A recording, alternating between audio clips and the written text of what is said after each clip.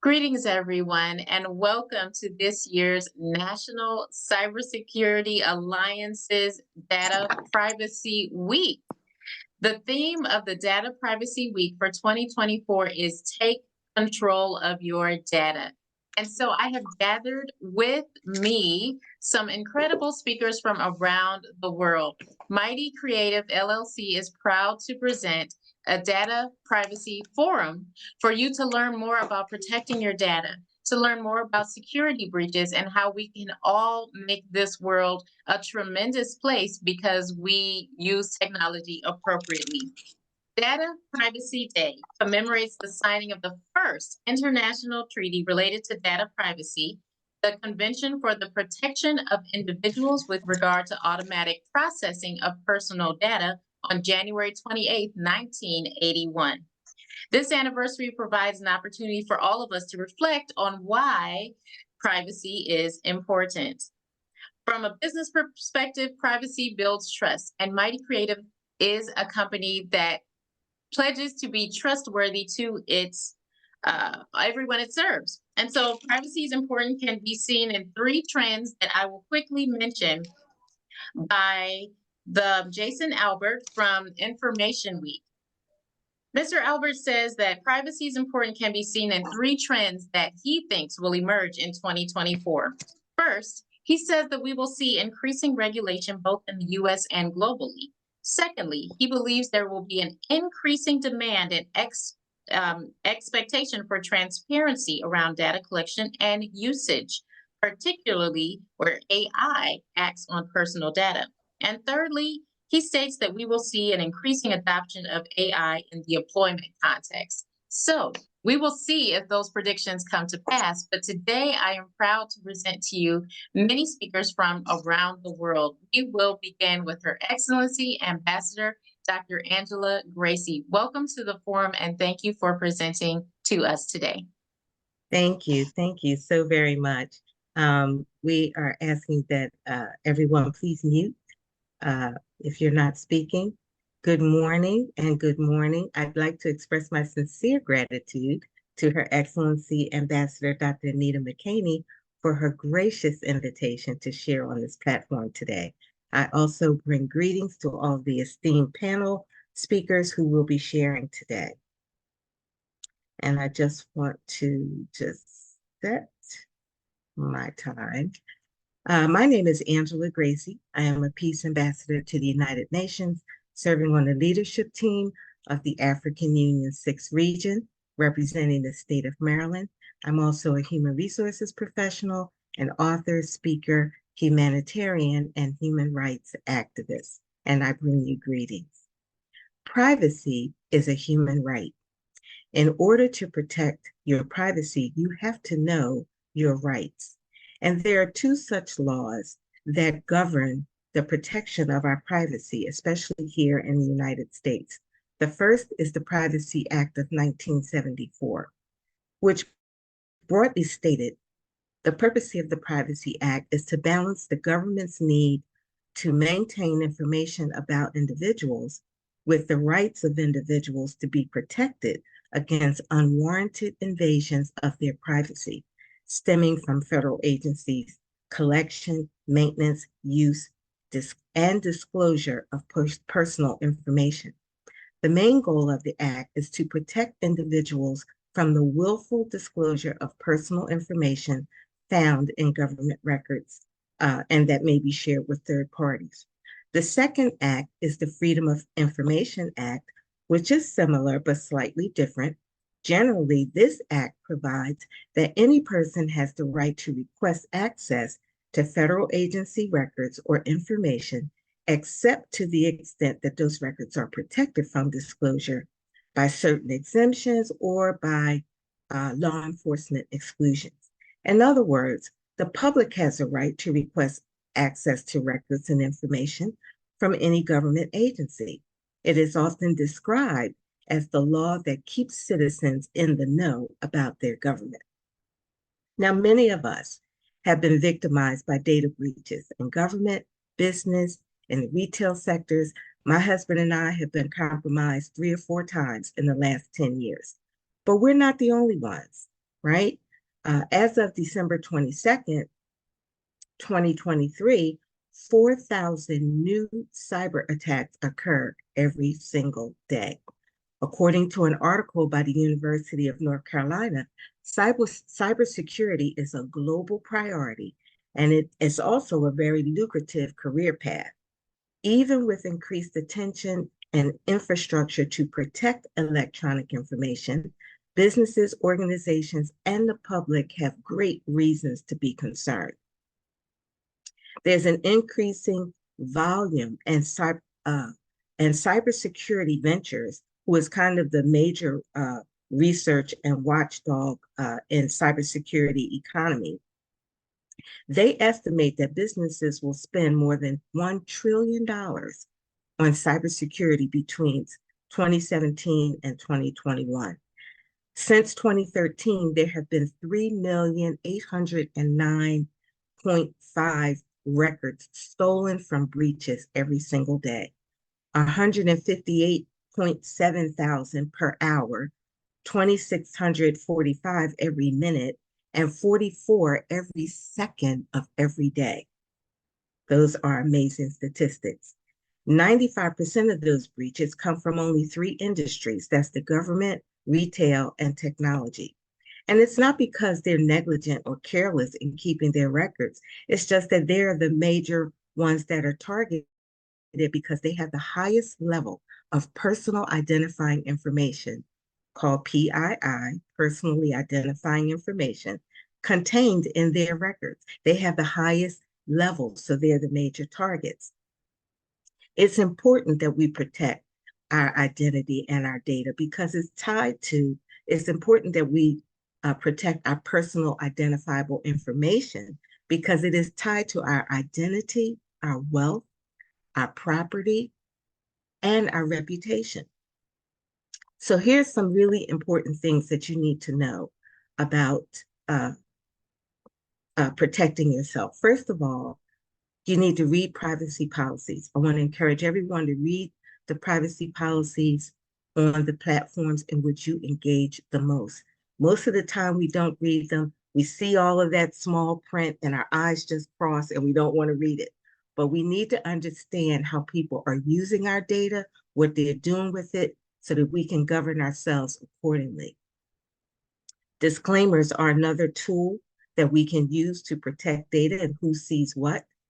Restrictive covenants are often used in the business industry. Restrictive covenants are things like confidentiality agreements, non-disclosure agreements.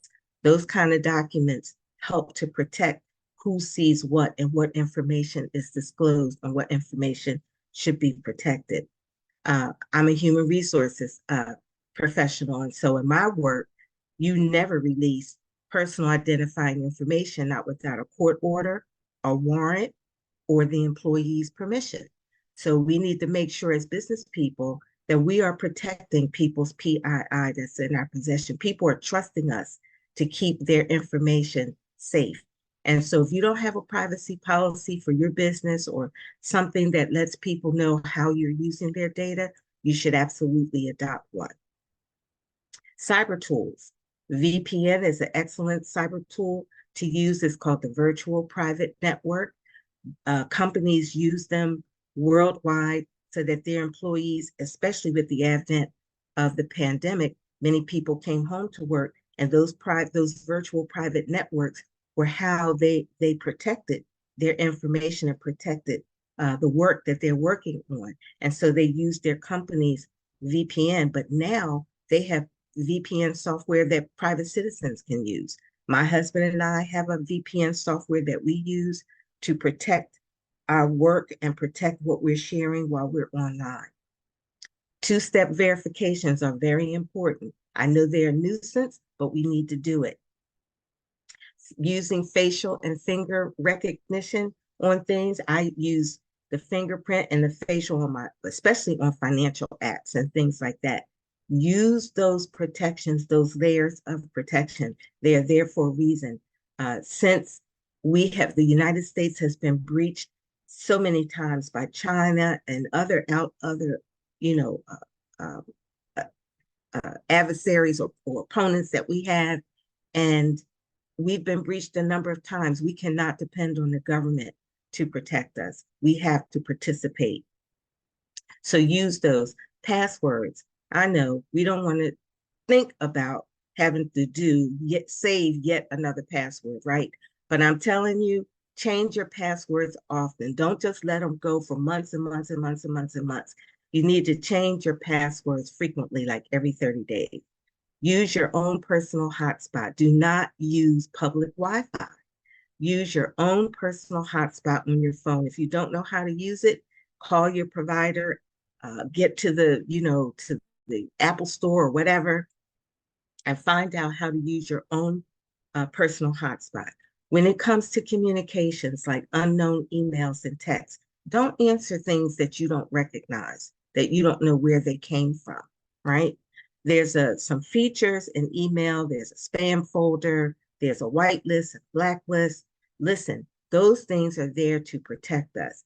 For when you're engaging with a new client or associate and you're not used to communicating with them, make sure they're on your whitelist. And by the same token, those you don't want to hear from, make sure that they are on the blacklist. Okay. Don't be afraid to report people. Always keep your personal and private information separate from your employers. When you're in personal email, make sure you're on your own computer. Don't mix the two, because contrary to popular belief, whatever you use on the company's devices belongs to the company. It does not belong to you. So keep your personal email on your personal and so on. If you get something gets out that you didn't intend to get out, it could possibly ruin your career. So be careful to keep those things separate. Unsubscribe to email if you're no longer connected to or no longer engaged with someone. Just unsubscribe. There are protections out there now. There are internet browsers that will hide your surfing and hide your history.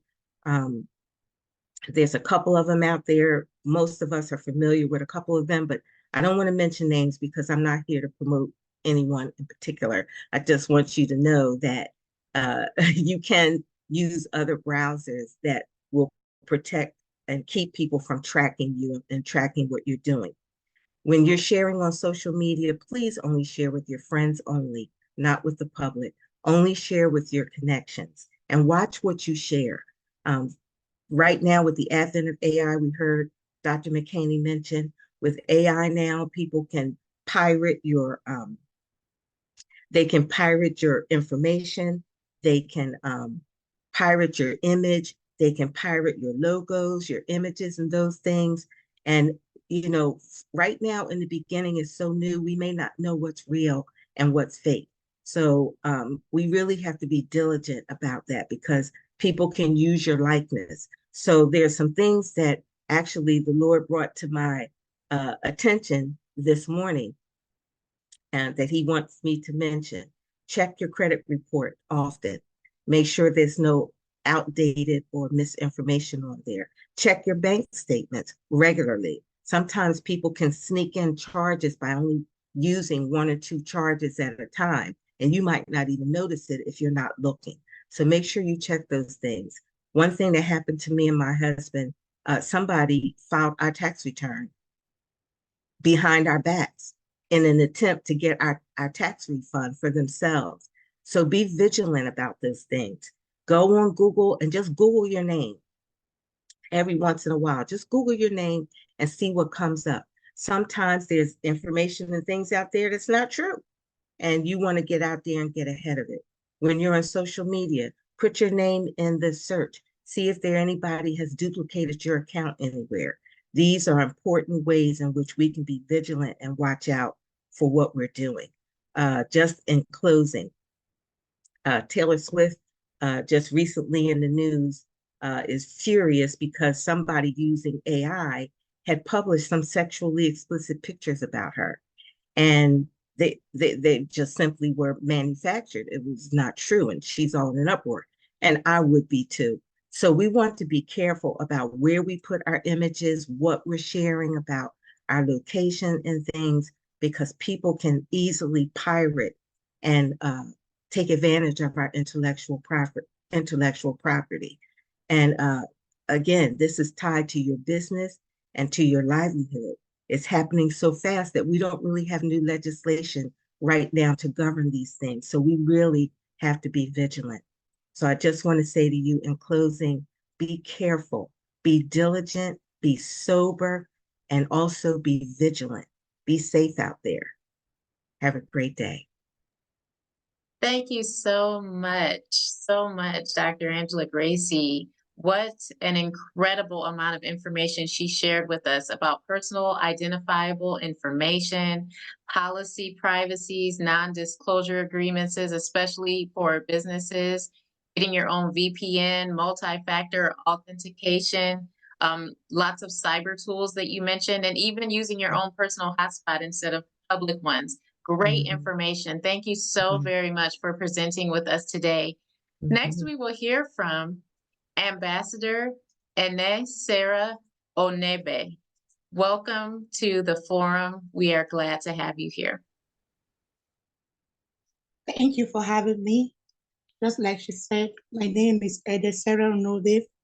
I'm the Executive Director, International Center for Human Rights, Nonviolence, and Safety Awareness.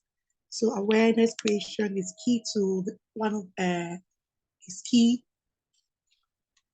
in our as one of our objectives in our NGO. Create awareness about the laws of the land, what to do to safeguard yourself, and all of that. I'm the principal partner, Ene Sarah Onebe and Co., legal practitioners and solicitors, law firm that defend human rights of every citizen, irrespective of their status, irrespective of their race, irrespective of their tribe. Once you have a human rights issue, we are there to defend you.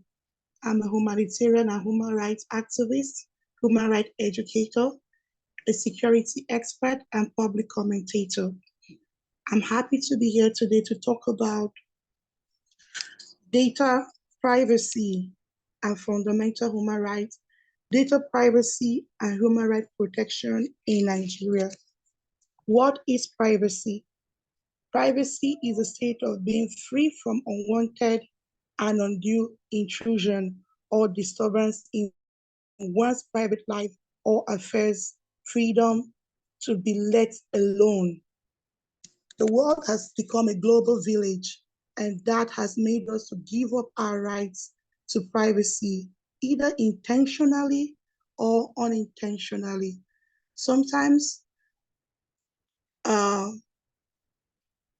you intentionally give up your right to your privacy because you want to belong to a global community, WhatsApp group, or certain social media community, because of one or two activities that you are involved in. So you intentionally give up this information without knowing the implication. I'm going to talk about how this the rights to private life in Nigeria. Do Nigeria have laws that protect your private life, your private information, that protects your data? Yes, we have it. Section 37 of the Constitution gives you rights to your private life. The private life of every individual is safeguarded by the Constitution in Section 37 of the 1999 Constitution of the Federal Republic of Nigeria as amended. The privacy of citizens, their homes, correspondence, telephone conversations, and telegraphic communications is hereby guaranteed and protected. Although the provision does not specifically mention data, it is arguable that information on homes, correspondences, and telephone conversations are captured in the definition of personal data. Hence, the provision above can be used to safeguard such breach. This contention was favored by the Court of Appeal in the decision of Emerging Market Communication Services and Barrister Godfrey Enaya. In that case, a legal practitioner sued the operators of Etisalat mobile line for exposing his telephone number to persons, companies, which sent him unsolicited text messages in violation of Section 37 of the Constitution. The Federal High Court awarded him damages of 80 million naira, and it states that it is an infringement. The court say, in my view, that by giving those unknown persons and organizations access to the respondent Etisalat GSM phone number to send unsolicited text messages into it amounted to violation of the respondent right to privacy guaranteed by Section 37 of the Constitution, which provides the right to privacy of a person's telephone. Apart from the reason why I like to applaud the Nigerian government for making right to privacy a fundamental human right. It is found in our Constitution, and the Constitution is supreme. The Constitution is a ground norm. It shows that they are serious about protection of human rights. In Section 1, Sub 1 and Section 1, Sub 3 of the Constitution of the Federal Republic of Nigeria, it says that the Constitution remains supreme and shall prevail over any law. Where there is any inconsistency, where there is any inconsistency, the Constitution will prevail. And if Section 37 protects our rights, Section 37 of the Constitution, which gives a right to privacy, is a constitutional issue, that means it's supreme. Any law that infringes on your fundamental human right to privacy, you can challenge it. Why? Because it is a constitutional provision. Apart from the Constitution, Nigeria protects data of our citizens with the Nigeria Data Protection Act 2023. The Nigeria Data Protection Act is the principal act of data protection and privacy protection act that protects every citizen in Nigeria. The act establishes the Nigeria Data Protection Commission to regulate the deployment of technology and organization measures to facilitate data protection and promote awareness of the obligation of data controllers and data processors. It is the law, it makes it mandatory to seek consent of the owner of data before you can use it. Before the Data Protection Act of 2023, the Nigeria Data Protection Regulations 2029 was there. The NDPR was the most comprehensive regulations on data protection. The NDPR was issued by the National Information Technology Development Agency by virtue of its statutory mandates to develop guidelines for electronic governance and to monitor the use of electronic data interchange. The NDPA, being national legislation, supersedes the NDPR, which is only subsidiary legislation. However, it does not annul or repeal the Nigeria Data Protection Regulation. The Nigeria Data Protection Act provides that all regulations issued by the Nigeria National Information Technology Development Agencies continue to be enforced as if they were made or issued by the NDPC. So apart from this specific laws on legislation on data protection, we also have Consumer Code of Practice Regulation. We have the Consumer Protection Regulation. We have the Child Rights Act that protects the rights of children from protect the privacy, family life, homes, correspondence, telephone, telegraphic communication of a child, and the same shall not be interfered with. We also have the Credit Reporting Act 2017, the National Identity Management Commission Act 2007. We have the Nigeria Biometric Standard Regulation 2017, the Cyber Prohibition and Prevention Act 2015. And there's so many. The Freedom of Information Act is also there. And all these laws are there to protect the privacy and of citizens in Nigeria. But I can tell you that with this plethora of laws, there's so much infringement on people's right to privacy. What? And they're not taking steps in seeking redress. One, ignorance. A lot of people are ignorant. They have they don't have much cyber knowledge. Cyber illiteracy is a huge problem in protection of human rights in Nigeria. A lot of people, they are quick to seek redress when there is torture or any form or there's infringement of the right to fair hearing and other rights. But when it comes to their right to private life, infringement of the privacy, most times they don't want to take it up. They'll say, "Oh, there is nothing. It's just information. It's not harmful." But the lawyer that took up the case, he was awarded 80 million. And we see this happening even after the court awarded him that damages.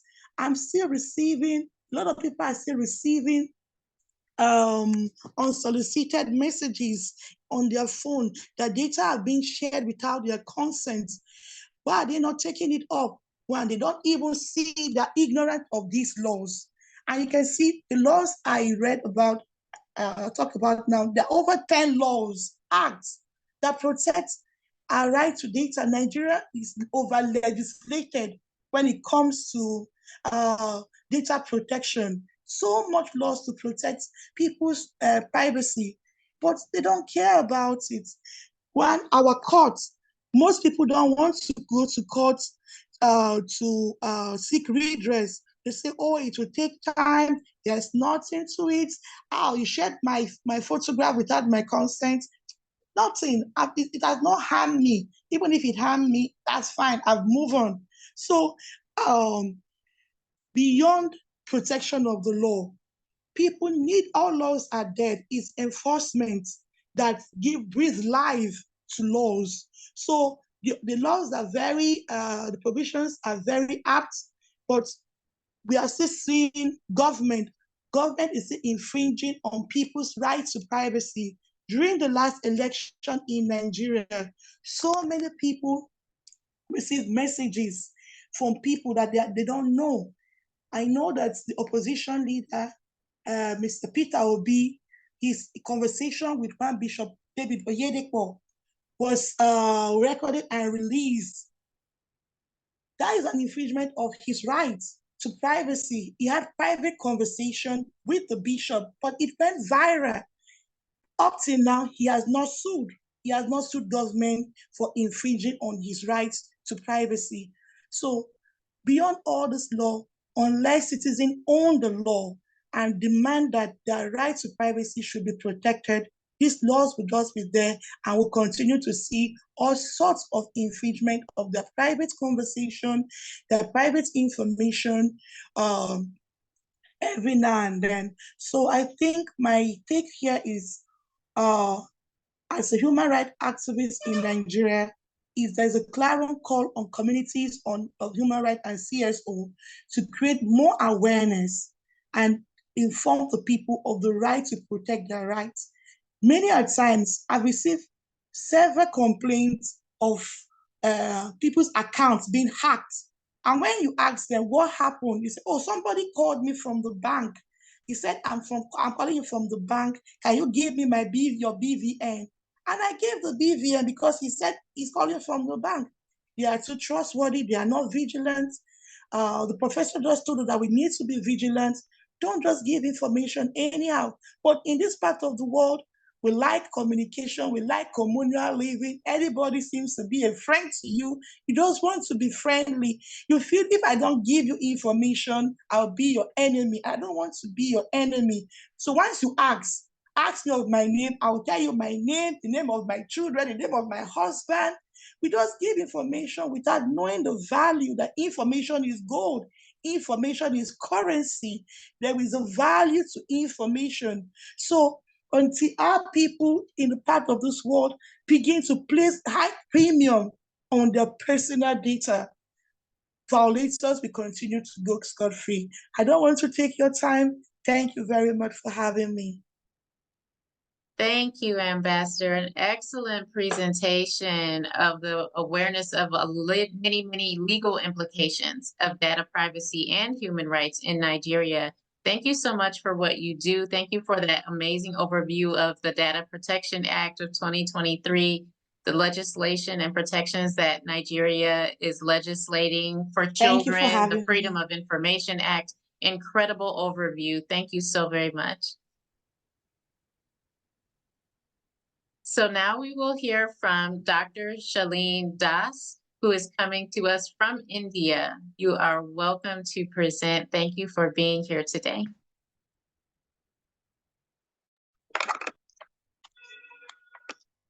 Yeah, hi. Am I audible to everybody?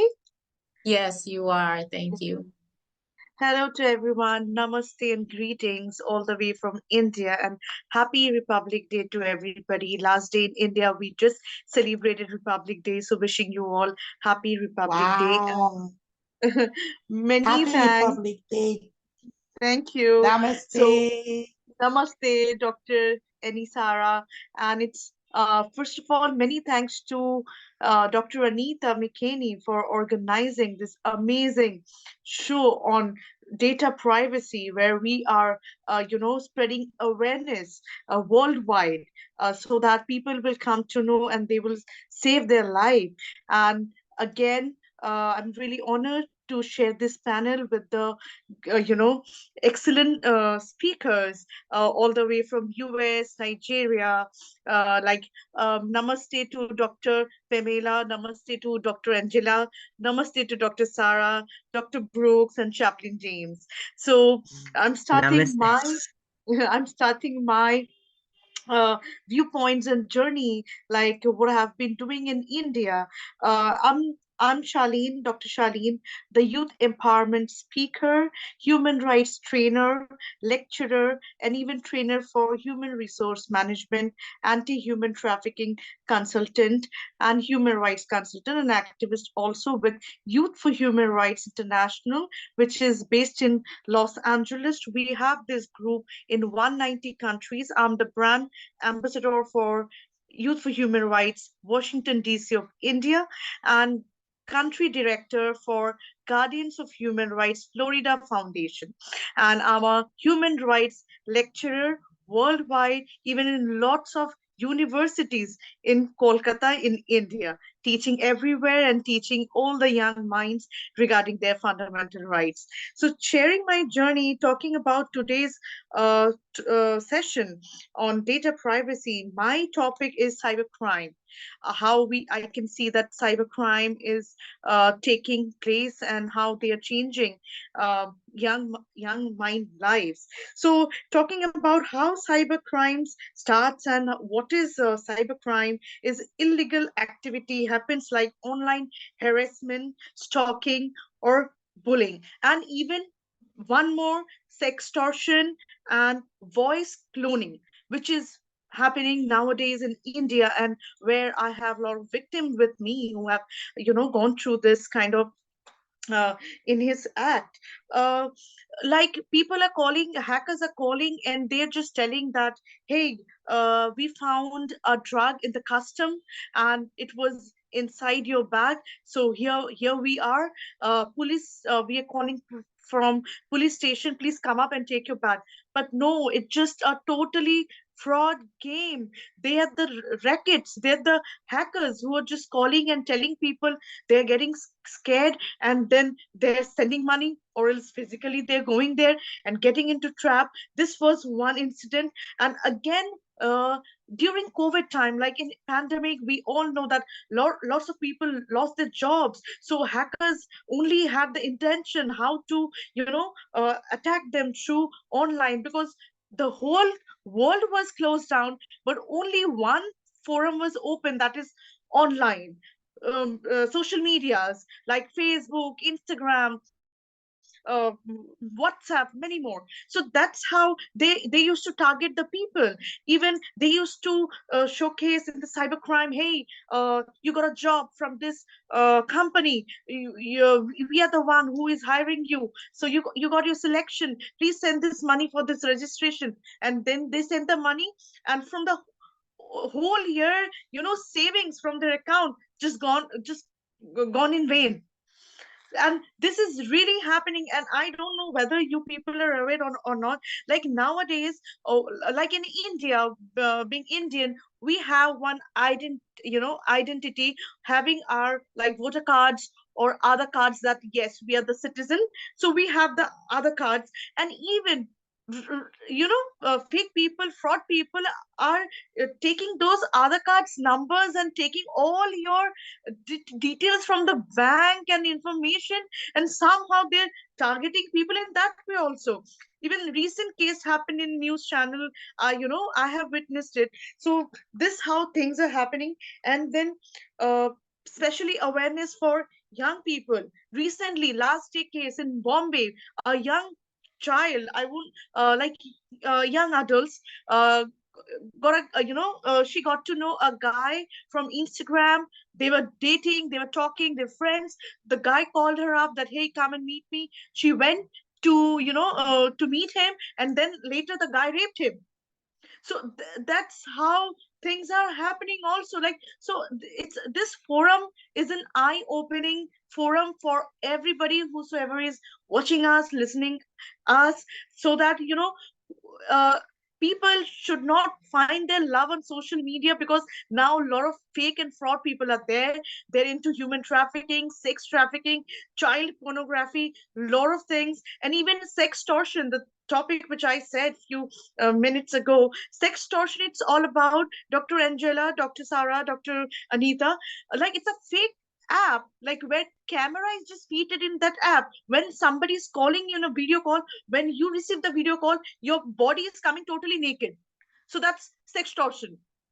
And later on, they're calling, hey, you had a sex chat with me. I need this I need this much of money in my account. If you don't share me the money right now, I'm going to post this video on YouTube. But the victim, she has no idea that it's all about digitally making app. When somebody is calling, when somebody is picking up the call, automatically your body is showing naked. You did nothing, and people go into depression. And then out of scared, once a people once the opposite person knows your weakness, they try to attack the weakness point. And especially women, they think about their prestige and their sense of mind and everything. So the hackers and the fraud people into data privacy and cybercrime acts, they're trained in that way. They will totally hypnotize you in that way, where people are bound to send money, people are bound to go anywhere wherever they give the address. And then out of scaredness, they commit suicide also. So this is how things have been happening in India. And more cyber crimes I can see, in my research, more cybercrime acts got more increase after the pandemic. and and nowadays, all the time, young minds are totally got stuck into Facebook, Instagram, WhatsApp. They're meeting new guys, and they even have no idea. Mostly those guys are from racket teams. They're the fraud people. They're the people who is the main person of the cyber crimes, who's doing this kind of things. And young people, they think, especially young girls, they think, oh my god, I got my love, I got my guy. But don't find your love through social media. And this is happening very much in India. And that's how people like fake marriages, trafficking, sextortion, then cyber crimes. So this things got increased a lot in India. And still now there are a lot of awareness, even in news channels people are telling, if you receive any kind of international number which is just showing different numbers and digits, please don't receive those calls, because if you receive those calls, somehow they have all the data which is tied up with our bank accounts, and you're just all the savings and lakhs of money are just gone. And even, you know what, those people, one thing really strikes me whenever I see this kind of incident in news channels, that we keep our money in the bank to secure our money in the bank. So how come those criminals are so much talented, they take care all the details from the bank and tied up with them, and then after that your money is just gone from the bank as well. And later on, trust me, once the money is gone from the bank, no bank guy can help you out. Even nobody can return your money. People say, hey, do this. Hey, whenever we go to the bank, this is a link, please don't share this OTP, this and that. All this is saying, once it's gone, then nobody can give you back. So this is how things have been happening. And even, even I have seen in Facebook that there was a guy, old man, a girl, lady came to know him through Facebook. She used to chat him, hey, I'm this, I'm that, I'm from London. And slowly, friendship got stronger. They used to chat, hey, I'm going to open my business. I'm going to do a collaboration with you. Please help me. I'm going to come to India very soon. This is my bank account. Once you send the money, I'll be there. I'm this person, a tycoon businesswoman, this and that. The old man, he was aged. He was 55 to 60.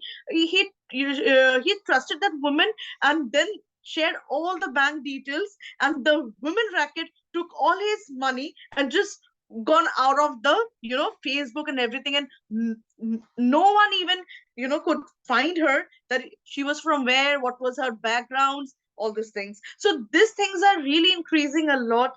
And I just pray that through this forum, many thanks to Dr. Anita Mckaney for bringing this up, so that our voices are never stopped. All the activities who we are just loudly shouting, telling, saving people's life when it comes to human rights, when it comes to cyber acts, by sharing our voice that, hey, this is happening worldwide.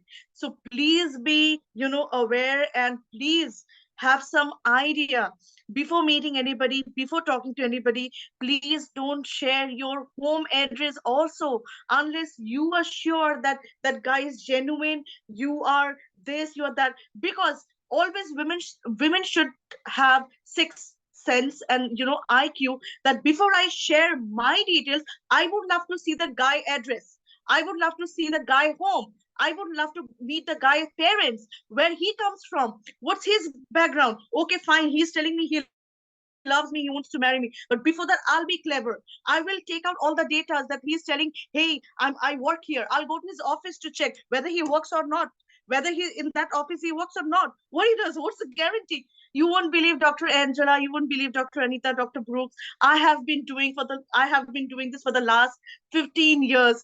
And trust me, Dr. James, he is my mentor, even Anita, Dr. Brooks, everybody. This forum which I started this for the last 15 years when I was in standard 5, because my mom, she is connected with United Nations. She is connected with United for Human Rights. Dr. Deepa Das, she wanted her daughter, her daughter will work for her nation, for human mankind. And since I was in standard 5, I had this kind of IQ, I had this kind of awareness, I was intelligent, smart enough, because my family, they always used to talk to me like this. They showcased me that this is this, if this happened, you're going to do this. If anybody comes and give you water, ice cream, anything, don't eat. Who knows if they have mixed up something or taking you away. So these things were there. And trust me, wherever I go, even in this forum, I'm the youngest speaker who shared the panels with all the legend speakers like you, Dr. Anita, Dr. Angela, Dr. Sarah, Dr. James, and Dr. Brooks. I'm the youngest one who started this change, and youth icon of India, who is working unconditionally for all the young minds to take up their decision to face any kind of challenges in their life, because In this world, there are a lot of criminal people nowadays, and people are just ruining your life, being a boyfriend, being a husband, you know, being a colleague. You don't know that women are always the sex toy, and they are highlighted. They're ready to exploit women like anything. So I had an amazing sessions today. Hope my words were quite fruitful. And yes, we are sharing our voices. Please come, join us, and contact us and be a part of us, because together we can make a better country and better nation. That's all I can say. And thank you so much, Dr. Anita, once again for having me on this forum today. Thank you, Dr. Angela, Dr. Brooks, and everybody whosoever is watching me. And soon I'm coming to US in September. We'll meet you all face to face. Thank you so much, with lots of love. Thank you. Thank you, Dr. Shaleen Das. Wonderful, informative presentation about cybercrime. You spoke a lot about sextortion, about fraud and targeting, voice cloning, and hackers. All of these things are so apparent in India, unfortunately, and in many other places around the world. We appreciate you bringing to light and highlighting those things, especially the exploitation of women in particular, and how you are working so diligently in human rights to protect women in this way. Thank you so much for your contribution. Thank you. So next we will hear from Chaplain James Mercy O. We are excited to have him on today's forum. I am delighted to have met him because he has made many introductions of the other people who are here. However, I wanted to give space if Dr. Florence Brooks had a word to share. We wanted to give her time to share anything that is on her heart since she is here. We appreciate you being here, Dr. Florence Brooks. If you had anything to say, we have a few moments available for you to share as well. So you can go first, and then we will hear from Chaplain James.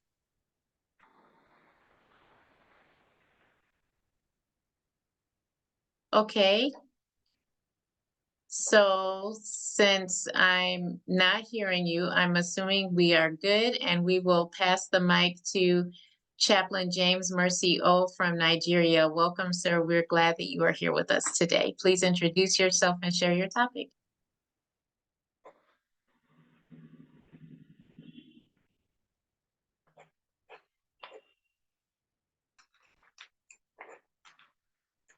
It seems that you are unmuted, but we're not hearing you, Chaplain James.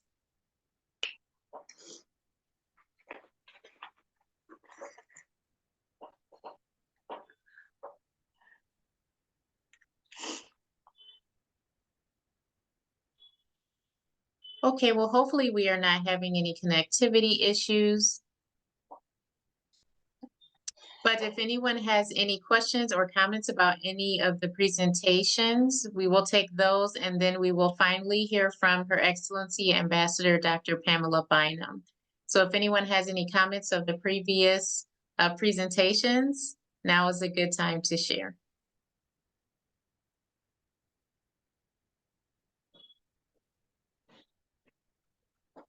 I would just like to share a comment, if I may. I just wanted to also uh, encourage us also to look at the privacy and the privacy rights and protections for children, and watching what they're doing online, using the parental controls and those things that are already there to protect our children. But we have to be more diligent about what they're looking at, what they're watching, checking to see who they're speaking with, checking their emails from time to time, just making sure that they're protected, and using those parental controls and things that we do have access to online. I so agree.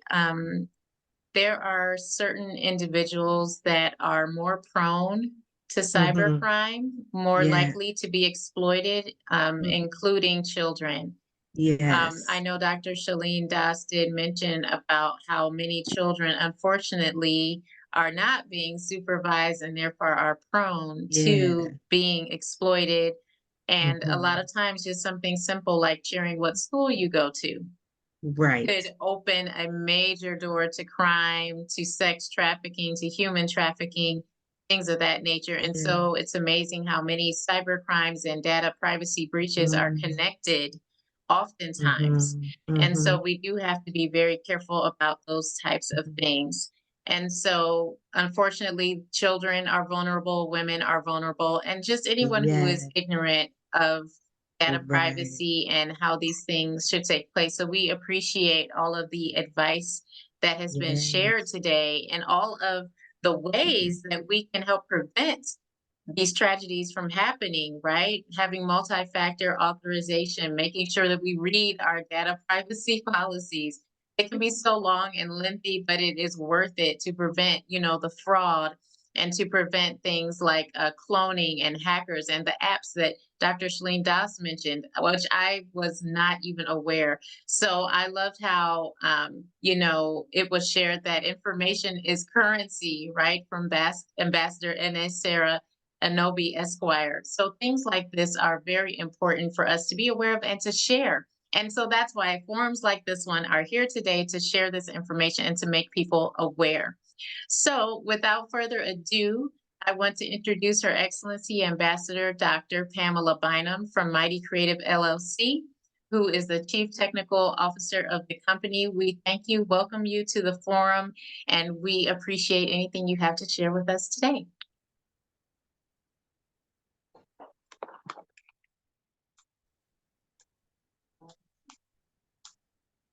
Awesome, wonderful. Greetings, everyone. And thank you for joining us on today.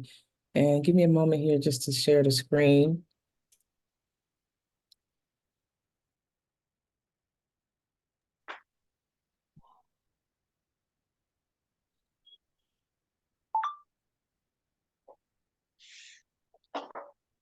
Okay. Can you all see that? Awesome. All right. Thank you for this opportunity. Greetings. I am.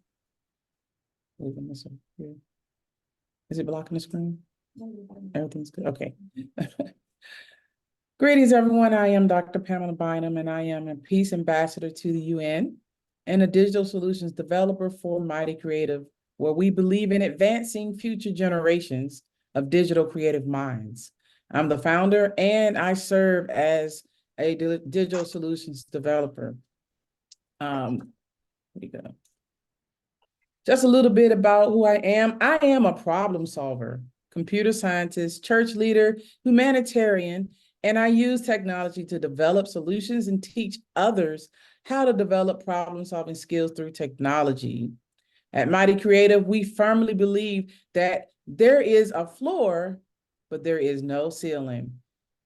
We believe that you house the ability to grow without limitations, even though our foundation is shaken at times. We're talking about data privacy today, right? Our foundation could be shaken at times, but the house itself will continue to be built. Our goal is to help with the continuous building process by providing solutions for foundation-shaking problems that may arise.